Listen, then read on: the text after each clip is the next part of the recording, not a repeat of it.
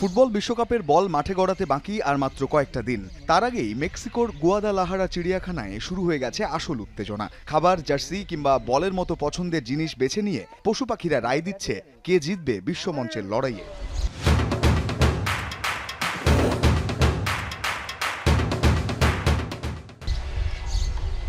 উদ্বোধনী ম্যাচে স্বাগতিক মেক্সিকোর মুখোমুখি হবে দক্ষিণ আফ্রিকা। আর এই ম্যাচ নিয়ে ভবিষ্যৎবাণী করতে গিয়ে শান্তি এবং কেনিয়া নামের দুটি হাতি কোনো দ্বিধা ছাড়াই বেছে নিয়েছে মেক্সিকোর পতাকা। চিড়িয়াখানার যোগাযোগ বিভাগের প্রধান ডানায়ে ভাস্কুয়েজ পশু পাখিদের অংশগ্রহণ নিয়ে এই ভিন্ন আয়োজনের কথা তুলে ধরলেন গণমাধ্যমের ক্যামেরায়।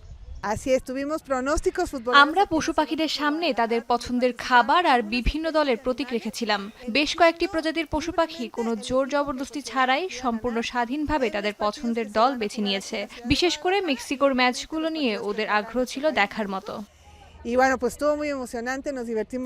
হাতির পরেই আসে গরিলা বাহিনীর পালা। স্পেন আর উরুগুয়ের মধ্যকার হাই ভোল্টেজ ম্যাচে তাদের বাজি উরুগুয়ের পক্ষে। তবে মেক্সিকো বনাম দক্ষিণ কোরিয়ার ম্যাচটি নিয়ে বেশ নাটকীয়তা তৈরি করে কিউট ক্যাপিব্যারাগুলো। দীর্ঘক্ষণ অপেক্ষার পরও কোনো দলের বক্স না খোলায় এই ম্যাচটি ড্র হবে বলেই আভাস দিয়েছে তারা।